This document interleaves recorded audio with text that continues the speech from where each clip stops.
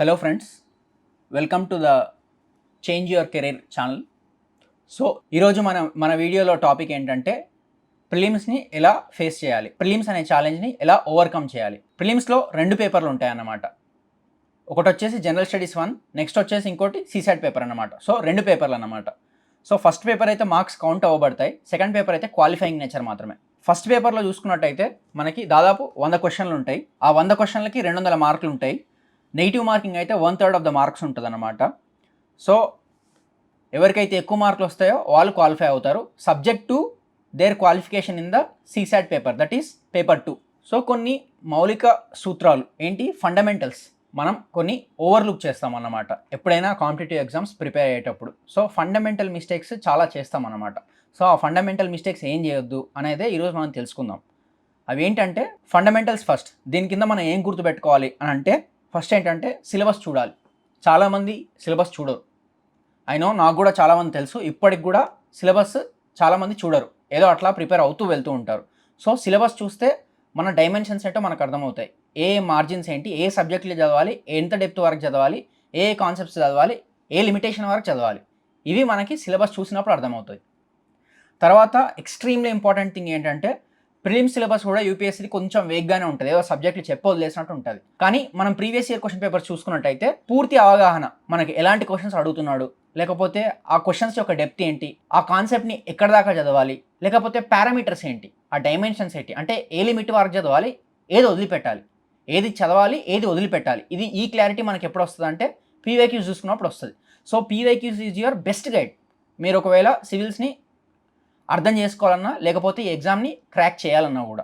And most importantly we are after gaining knowledge. So నాలెడ్జ్ని ఎక్కువ gain చేయాలని ట్రై చేస్తాం, కానీ అది తప్పు. మనం చూసుకున్నట్టయితే ఈ కాంపిటీషన్, లక్షల్లో ఉన్న కాంపిటీషన్ కొన్ని వందల్లోనే కొన్ని పోస్టులు ఉంటాయి. ఆ పోస్టులకి ఇంతమంది రాస్తున్నారు కాబట్టి ఎగ్జామ్ అంతా కూడా ఎలిమినేషన్ చుట్టూ తిరుగుతూ ఉంటుంది. సో నిన్ను నువ్వు ఎలిమినేట్ అవ్వకుండా చూసుకోవడమే ఈ ఎగ్జామ్ యొక్క మంత్ర. సో ఎగ్జామ్ అనేది ఎలిమినేషన్ టెక్నిక్ అని చెప్పేసి నీకు అర్థమైతే అంత తొందరగా నువ్వు చాలా అన్వాంటెడ్ థింగ్స్ అనేది వదిలిపెడుతూ ముందుకు వెళ్ళిపోతూ ఉంటావు క్లెవర్గా. సో ప్రిలిమ్స్ అనేది జస్ట్ క్వాలిఫైయింగ్ ఎగ్జామ్ మాత్రమే. ఓవరాల్గా it's a ticket to mains exam అనమాట. మెయిన్స్ రాయడానికి నిన్ను ఎలిజిబుల్ చేస్తుంది. అండ్ మెయిన్స్లో ఎవ్రీ మార్క్ కౌంట్స్. నువ్వు ఐఏఎస్ అవుతావా, ఐపీఎస్ అవుతావా, ఇంతకు నువ్వు ఎగ్జామ్ క్వాలిఫై అవుతావా, నీకు ఏదైనా జాబ్ వస్తుందా రాదా అనేది డిసైడ్ చేసేది ఏంటంటే మెయిన్స్. కానీ ఆ మెయిన్స్ దాకా నువ్వు వెళ్ళగలిగేది ఎట్లాగంటే ప్రిలిమ్స్లో పాస్ అయిన అతి కొద్ది మంది సీరియస్ క్యాండిడేట్స్కి మాత్రమే మెయిన్స్ రాసే యాక్సెస్ దొరుకుతుంది అన్నమాట. అంటే ఎంతమంది రాస్తారు, దాదాపు ఒక 10,000 మందికి పైగా రాస్తారనమాట, subject to the number of seats. అది యూపీఎస్సీ డిసైడ్ చేస్తుంది అనమాట ప్రతి ఏటా ఎంతమంది రాస్తారని చెప్పేసి. సో యూజువల్గా అయితే 10,000 నుంచి 15,000 మంది మధ్యలోనే ఉంటారు ఎంతమంది రాసినా కూడా. నెక్స్ట్ వచ్చేసి కాన్సెప్చువల్ క్లారిటీ. ఈ మధ్య ట్రెండ్ ఆఫ్ ఎగ్జామ్ మనం చూసుకున్నట్టయితే ఈవెన్ ప్రిలిమ్స్లో అయినా కూడా అనాలిసిస్ అయితే మెయిన్స్లో ఎక్కువ టెస్ట్ చేస్తున్నాడు, అండ్ కాన్సెప్చువల్ క్లారిటీ వచ్చేసి ప్రిలిమ్స్లో ఎక్కువ టెస్ట్ చేస్తున్నాడు. సో ఏదో బట్టి కొట్టినట్టు, అంటే రోట్ లెర్నింగ్ పద్ధతిలో ఏదో పైపైన చదువుకొని వెళ్తే ఎగ్జామ్ అవ్వదు. కాన్సెప్చువల్ క్లారిటీ ఉన్నప్పుడు మాత్రమే చాలా టాపిక్స్ కూడా మనము అక్కడ ఎగ్జామ్లో సాల్వ్ చేయగలుగుతాం. నెక్స్ట్ వచ్చేసి ఏంటంటే కరెంట్ అఫైర్స్ అనేది ఒక సబ్జెక్ట్ లాగా చాలామంది చూస్తారు, కానీ అది తప్పు. మనం ఒక స్టాండర్డ్ న్యూస్ పేపర్ పెట్టుకోవాలి, ఏదైనా ఒకటి, హిందూ ఆర్ ఇండియన్ ఎక్స్ప్రెస్ లాంటిది ఏదో ఒకటి మీకు నచ్చింది ఒక స్టాండర్డ్ న్యూస్ పేపర్ పెట్టుకోండి. దాంతోపాటు గవర్నమెంట్ వెబ్సైట్స్ని ఫాలో అవ్వండి, because you are going to work for the government.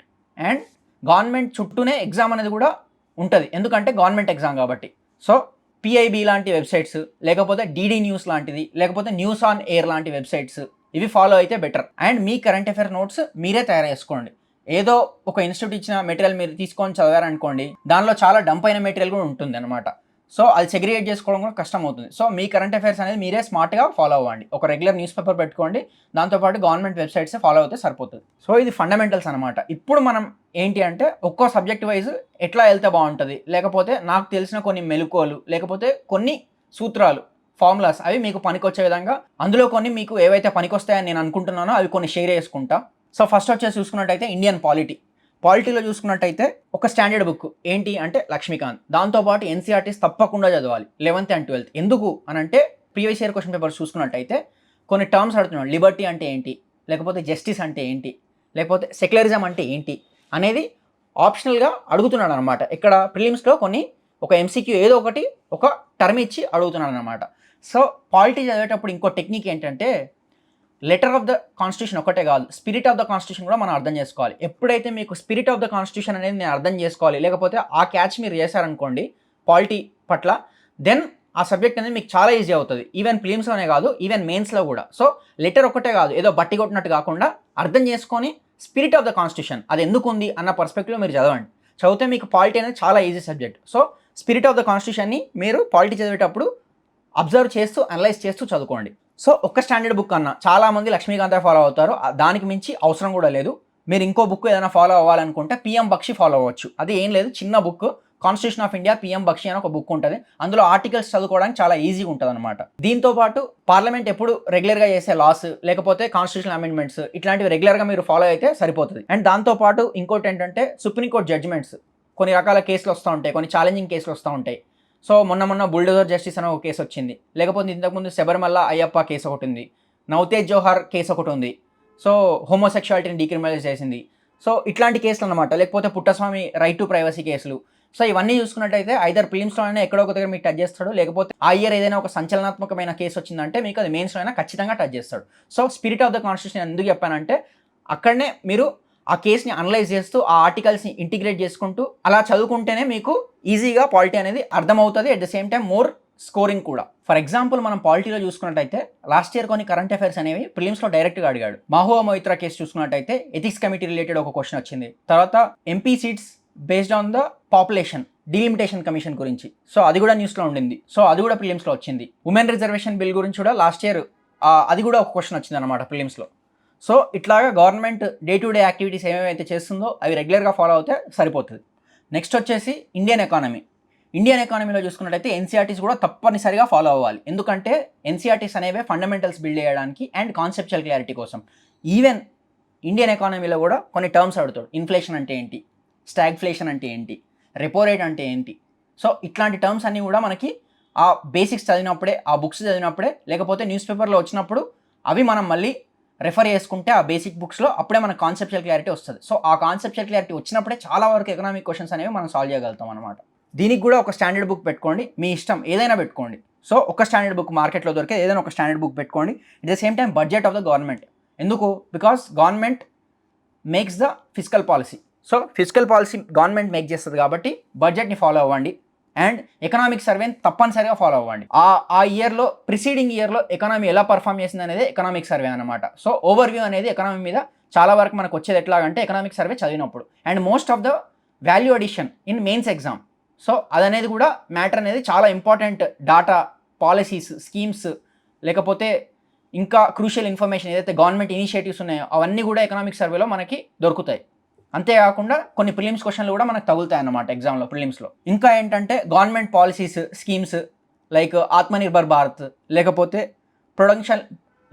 Production linked incentive, ఇట్లాంటి స్కీమ్స్. సో ఇవన్నీ కూడా ఎకనామీని రివైవ్ చేయడానికి, లేకపోతే ఎకనామిక్ స్టిమ్యులస్ ఇవ్వడానికి, లేకపోతే ఇండియన్ ఎకానమీని బూస్ట్ చేయడానికి. Because India is the 5th biggest economy in the world now and it is the most happening economy in the world now. So economy అనేది చాలా important. So government ఏ initiative తీసుకున్నా అది మనం follow అవుతే అది better, చాలా important కూడా. And RBI చేసే monetary policy and decisions. So ఇవన్నీ కూడా రెగ్యులర్గా ఫాలో అయితే సరిపోతుంది. నెక్స్ట్ వచ్చేసి నేను ఒకే సెక్షన్లో పెడుతున్నా ancient, medieval and art and culture. So ancient history, medieval history and art and culture అది చూసుకున్నట్టయితే పీవైక్యూస్ చాలా చాలా ఇంపార్టెంట్. హిస్టరీతో ఉన్న అడ్వాంటేజ్, హిస్టరీ ఆర్ పాలిటీతో చాలా వరకు ఉన్న అడ్వాంటేజ్ ఏంటంటే they are not subject to change. Polity కొంచెం ఎక్స్క్లూడ్ చేసుకున్నట్టయితే అప్పుడప్పుడు వస్తాయి ఆర్టికల్స్, కొత్త ఆర్టికల్స్ యాడ్ చేయడం కానీ, లేకపోతే కాన్స్టిట్యూషన్ అమెండ్మెంట్స్ చేయడం కానీ, ఇట్లాంటివి చాలా రేర్గా అవుతుంది. మోర్ ఆర్ లెస్ అనేది స్టాగ్నెంట్ ఇన్ఫర్మేషనే మనం ఎగ్జామ్ కోసం చదువుతుంటాం. So they are not subject to change most often. ఇంకా హిస్టరీ అయితే అసలు చేంజ్ చేయడానికి ఎక్కడా పాసిబుల్ అవ్వదు. సో పీవైక్యూస్ని ఎంత నమ్ముకుంటే అంత ఇంపార్టెంట్ అన్నమాట ఈ సబ్జెక్ట్స్కి. ఫర్ ఎగ్జాంపుల్ ఏన్షియంట్ హిస్టరీ చూసుకున్నట్టయితే కొన్ని important themes, favourite areas of UPSC కొన్ని ఉంటాయి అన్నమాట. సో అవే ఐడెంటిఫై చేయాలి పీవైక్యూస్ చూసుకున్నప్పుడు. అవి ఏంటి? ఏన్షియంట్ హిస్టరీలో చూసుకున్నట్టయితే for example Buddhism, Jainism, you can't avoid these topics అనమాట. ఇవి చాలా చాలా ఇంపార్టెంట్, చాలా క్రూషియల్, ఎప్పుడు రిపీట్ అవుతూనే ఉంటాయి. At the same time Mauryan empire, లేకపోతే గుప్తాస్. అండ్ మనం ఒకవేళ మెడివల్ హిస్టరీ చూసుకున్నట్టయితే Delhi sultanate is very important. And also Vijayanagara empire. దీని మీద కూడా చాలా క్వశ్చన్స్ ఇప్పటికే వచ్చి ఉన్నాయి, ఇంకా వస్తూనే ఉంటాయి. పీవైక్యూస్ నుంచి డైరెక్ట్గా క్వశ్చన్లు అడిగిన సందర్భాలు హిస్టరీలో చాలా ఉన్నాయి, హిస్టరీ అండ్ పాలిటీలో. అండ్ క్వశ్చన్స్ అనలైజ్ చేసేటప్పుడు ఓన్లీ క్వశ్చన్స్ మాత్రమే కాకుండా ఆప్షన్స్ కూడా అనలైజ్ చేస్తూ వెళ్తే ఆప్షన్సే నెక్స్ట్ ఇయర్స్లో క్వశ్చన్స్ అయిన సందర్భాలు ఎన్నో ఉన్నాయి. అండ్ ఎన్సీఆర్టీస్ తప్పనిసరిగా చదవండి ఈ సబ్జెక్ట్స్కి అయితే. ఫర్ ఎగ్జాంపుల్ చాలామంది ప్రిఫర్ చేసేది, even I suggest personally, ancient India NCERT RS Sharma, medieval India NCERT Satish Chandra. ఈ books more than enough for ancient and medieval history and also PYQs. అంతేకాకుండా చాలామంది తమిళనాడు ఎన్సీఆర్టీస్ని కూడా రిఫర్ చేస్తుంటారు. ఇట్స్ అప్ టు దెమ్, అంటే ఎవరి ఇష్టం వాళ్ళది. కొన్నిసార్లు అది కూడా అడ్వాంటేజెస్గానే ఉంటుంది, రెండు చదివితే ఇంకా బెటరే. And NCERTs for art and culture అయితే కొన్ని ఎన్సీఆర్టీస్ ఉన్నాయి, అవి రెఫర్ చేస్తే చాలా మంచిది, చాలా యూస్ఫుల్. అంతేకాకుండా మీరు ఈ పాటికే ancient and medieval history cover చేసి ఉంటారు కాబట్టి కాంప్రహెన్సివ్గా అక్కడే మీకు చాలా వరకు ఆర్ట్ అండ్ కల్చర్ అనేది కవర్ అయిపోతుంది అనమాట. బట్ స్పెసిఫిక్గా 2 బుక్స్ ఉన్నాయి, చిన్న చిన్న బుక్స్ ఎన్సీఆర్టీ వాళ్ళవి, అవి కూడా కవర్ చేయండి. అండ్ ఇంకా కావాలంటే ఒక స్టాండర్డ్ బుక్ ఏదైనా పెట్టుకోవచ్చు కూడా, లైక్ నితిన్ సింఘాలియా లాంటి ఒక బుక్. నెక్స్ట్ వచ్చేసి modern history. So modern Indian history చూసుకున్నట్టయితే పీవైక్యూస్ చెప్పినట్టుగానే చాలా చాలా important. And they don't change, history అనేది చేంజ్ అవ్వదు కాబట్టి మీరు అది నమ్ముకుంటే చాలా చాలా మీకు యూస్ఫుల్ అన్నమాట. అండ్ ఎన్సీఆర్టీస్ చూడండి, ఎన్సీఆర్టీస్ మన గవర్నమెంట్ ఏవైతే సిబిఎస్ఈ వాళ్ళు ఉన్నాయో ఎన్సీఆర్టీస్ అవి చదువుకుంటే చాలా బెటర్, అవి చదవాలి. అండ్ లేదా మీకు కావాలనుకుంటే తమిళనాడు ఎన్సీఆర్టీస్ ఇంతకుముందు చెప్పినట్టుగా ఏన్షియంట్ మెడివల్కి, దీనికి కూడా మోడర్న్కి మీరు తమిళనాడు స్టేట్ బుక్స్ రిఫర్ చేసుకోవచ్చు. మీరు మోడర్న్ హిస్టరీకి స్పెక్ట్రమ్ ఫాలో అవ్వచ్చు, రాజీవ్ ఆహిర్ది. లేకపోతే చాలామంది ఇంకొంతమంది ఇంకా కొంతమంది students history of modern India Bipin చంద్రాది, అది కూడా ఫాలో అవుతుంటారు. ఈ 2 ఫాలో అయినా పర్లేదు, మీ దగ్గర యాంపుల్ టైం ఉందని అనుకుంటే. నెక్స్ట్ సబ్జెక్ట్ వచ్చేసి ఇండియన్ జాగ్రఫీ అన్నమాట. మనం ఇక్కడ చూసుకున్నట్టయితే దీనికి కూడా పీవైక్యూసే చాలా వరకు. అండ్ థీమ్స్ ఐడెంటిఫై చేసుకోండి, like ocean currents, winds, Coriolis force అంటే ఏంటి, లేకపోతే విండ్ మూమెంట్ ఎట్లా ఉంది, ఇండియన్ మాన్సూన్, లేకపోతే ఇండియన్ రివర్ సిస్టమ్, లేకపోతే వరల్డ్ రివర్ సిస్టమ్ కూడా అడుగుతాడు. కాంగో బేసిన్లో ఏ కంట్రీస్ ఫాలో అవుతాయి, లేకపోతే ఒక రివర్ అనేది ఏ బేలో కలుస్తుంది, ఇట్లాంటివన్నీ కూడా పీవైక్యూస్లో అడిగారన్నమాట. ఫర్ ఎగ్జాంపుల్ ఇండియాలో చూసుకున్నట్టయితే రివర్స్లో గంగా, దాని ట్రిబ్యూటరీస్, అండ్ బ్రహ్మపుత్ర అది ఏ కంట్రీస్ నుంచి పాస్ అవుతుంది, లేకపోతే Indus and it's tributaries, Indus water treaty అయితే ఏ కంట్రీస్కి ఏ ట్రిబ్యూటరీస్ వర్తిస్తాయి, పాకిస్తాన్కి కానీ ఇండియాకి కానీ చూసుకున్నట్టయితే. అండ్ ఆల్సో ఇంటర్నేషనల్ వాటర్స్ చూసుకున్నట్టయితే Zambezi river, Volga river, Irrawaddy river, Mekong river. So ఇట్లాంటి ఇంపార్టెంట్ రివర్స్ మీద అన్నింటి కూడా క్వశ్చన్స్ ఇంతకుముందే యూపీఎస్లో అడగడం జరిగింది. NCERTs 11th and 12th follow అవ్వండి. ఇంకా జాగ్రఫీకి కొంచెం కాన్సెప్ట్స్ చిన్నగానే ఉంటాయి కాబట్టి 6th నుంచి 12th చదివితే ఇంకా మంచిది, కొంచెం కాన్సెప్చువల్ క్లారిటీ ఇంకా బాగుంటుంది జాగ్రఫీ లాంటి సబ్జెక్ట్స్కి. అండ్ ఎన్సీఆర్టీస్ 11th, 12th అయితే మస్ట్ రీడ్. దాంతోపాటు గాచెంగ్ లియాంగ్ అని ఇంకో బుక్ ఉంటుంది, ఆ బుక్ కూడా ఖచ్చితంగా చదవండి, ఇది very important. And one more important thing is atlas తప్పనిసరి జాగ్రఫీకి. మీరు ఇంటర్నేషనల్ రిలేషన్స్ చదువుతున్నా లేకపోతే జాగ్రఫీ చదువుతున్నా కూడా అప్పుడప్పుడు రెఫర్ చేస్తూ ఉండాలి. క్యాస్పియన్ సీ మీద, బ్లాక్ సీ మీద, మెడిటరేనియన్ సీ మీద, లేకపోతే స్ట్రైట్స్ మీద. సో ఇట్లాంటి అంశాల మీద చాలాసార్లు అనేది ఇప్పటికే క్వశ్చన్స్ వచ్చి ఉన్నాయి. ఇంటర్నేషనల్ రిలేషన్స్ అయితే చాలాసార్లు ప్లేసెస్ ఆఫ్ కాన్ఫ్లిక్ట్, సో ఆ ఏరియాస్ సంబంధించి కొత్త రకాలైన ప్లేసెస్, లేకపోతే కొత్త రకమైన పోర్ట్స్, ఏవైతే న్యూస్లో ఉంటాయో అవి రెగ్యులర్గా అడుగుతూ ఉంటాడు యూపీఎస్సీలో. So atlas is mandatory for Indian geography and also international relations. So ఈ సబ్జెక్ట్ చూసుకున్నట్టయితే ఇది most important among all the other subjects. ఎందుకంటున్నా ఈ మాట అంటే Indian forest service and also UPSC prelims అనేది ఒకటే ఎగ్జామినేషన్ క్వశ్చన్ పేపర్ అనమాట. మనకు జరిగే ప్రిలిమ్స్ వాళ్ళకి, యూపీఎస్సీ సివిల్ సర్వీసెస్ ఎగ్జామినేషన్ వాళ్ళకి జరిగే prelims and Indian forest service వాళ్ళకి జరిగే ప్రిలిమ్స్ ఒకటే అన్నమాట. కాకపోతే కట్ ఆఫ్ ఇట్ వేరీస్ అన్నమాట. ఏదైనా ఒక స్టాండర్డ్ బుక్ ఫాలో అవ్వండి. చాలా వరకు చాలామంది శంకర్ ఐఏఎస్ వాళ్ళ బుక్ ఫాలో అవుతుంటారు. అండ్ పీవైక్యూస్ చూస్తే టాపిక్స్ అర్థమవుతుంది, ఎక్కడ ఫోకస్ యూపీఎస్సీ ఎక్కువ చేస్తుందని చెప్పేసి. సో యూపీఎస్సీకి చాలా వరకు ఫేవరెట్ ఏరియాస్ ఉంటాయి, లైక్ రామ్సార్ వెట్లాండ్స్, లేకపోతే నేషనల్ పార్క్స్, లేకపోతే డిఫరెంట్ స్పీషీస్ లైక్ యానిమల్స్ కానీ ఇట్లాంటివి, లేకపోతే WPA act, wild life protection act 1972, లేకపోతే టైగర్ లాంటివి, లేకపోతే ఎలిఫెంట్ లాంటివి, షెడ్యూల్ 1 కింద కవర్ అయిన కొన్ని ఇంపార్టెంట్ యానిమల్స్, లేకపోతే స్టేట్ అఫీషియల్ యానిమల్స్, లేకపోతే state official trees, state official flowers. చాలా వరకు వీటి మీద చాలాసార్లు క్వశ్చన్ యూపీఎస్లో అడగడం జరిగింది. అంతేకాకుండా important species like tiger, elephant, lion, cheetah, వీటి మీద చాలాసార్లు ఆలివ్ రిడ్లీ టర్టిల్, ఇట్లాంటి వాటి మీద చాలాసార్లు యూపీఎస్సీలో క్వశ్చన్స్ అడిగాడు. ఒక స్టాండర్డ్ బుక్ పెట్టుకొని కరెంట్ అఫైర్స్ రెగ్యులర్గా ఫాలో అవ్వాలి. ఫర్ ఎగ్జాంపుల్ ఈ మధ్య రీసెంట్ టైమ్స్లో COP29 సమ్మిట్ జరిగింది, అది ఫాలో అవ్వాలి. At the same time plastic treaty జరిగింది ఒకటి బూసాన్లో. సో ఇట్లాంటివి అనేది మనం అబ్జర్వ్ చేస్తూ చదువుకుంటూ ఉండాలి. కరెంట్ అఫైర్స్ అనేది మనం న్యూస్ పేపర్ చదువుతూ మనల్ని మనం అప్డేట్ చేసుకోవాలి. అట్ ద సేమ్ టైం ఒక స్టాండర్డ్ బుక్స్ మనం బేసిక్స్ కోసం రెఫర్ చేయాలి.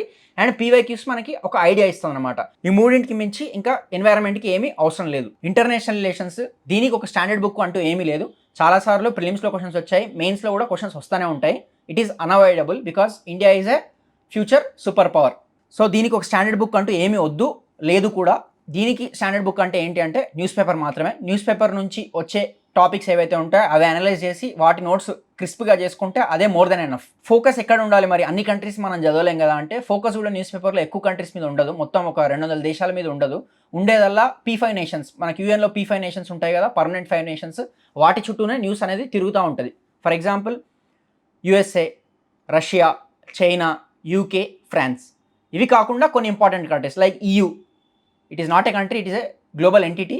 ఇవి కాకుండా ఇంకొన్ని important countries, big countries like Germany or Japan or Brazil, ఇట్లాంటి కంట్రీస్, ఇండియా. సో ఇట్లాంటి కంట్రీస్ మీద న్యూస్ తిరుగుతుంది. ఈ కంట్రీస్ దాటనేది ఇంటర్నేషనల్ రిలేషన్స్లో ఇంకేం జరగదు, ఎందుకంటే these are the bigger powers అన్నమాట. అంతేకాకుండా కొన్ని బ్లాక్స్ లాంటివి ఏవైతే మనకి ఈ యూరోపియన్ యూనియన్ లాంటిది, లేకపోతే RCEP లాంటివి, సో ఇట్లాంటి బ్లాక్స్ ఏవైతే ఉంటాయో అవి కూడా చదువుతూ ఉండాలి. అండ్ ఇండియా పర్స్పెక్టివ్లో చూసుకున్నట్టయితే P5 నేషన్స్తో పాటు నైబర్హుడ్ కంట్రీస్ ఏవైతే మనకు ఉన్నాయో, శ్రీలంక, బంగ్లాదేశ్, పాకిస్తాన్, నేపాల్, ఇట్లాంటి కంట్రీస్, సో వీటి మీద కూడా ఫోకస్ చేస్తూ ఉండాలి. ఇవి దాటి ఎగ్జామ్లో ఇంకా వేరేవి రావు కూడా. లేకపోతే ఏవైనా కాన్ఫ్లిక్ట్స్ జరుగుతున్నాయి, మిడిల్ ఈస్ట్లో ఇప్పుడు మనకు కాన్ఫ్లిక్ట్ అనేది ఉంది వెస్ట్ ఏషియాలో, ఏంటి Israel and Palestinian war. So అది చదువుతూనే ఉన్నాం, అది న్యూస్లో వస్తుంది. సో దాని మీద క్వశ్చన్స్ వచ్చే అవకాశాలు ఉంటాయి, ఖచ్చితంగా వస్తాయి కూడా.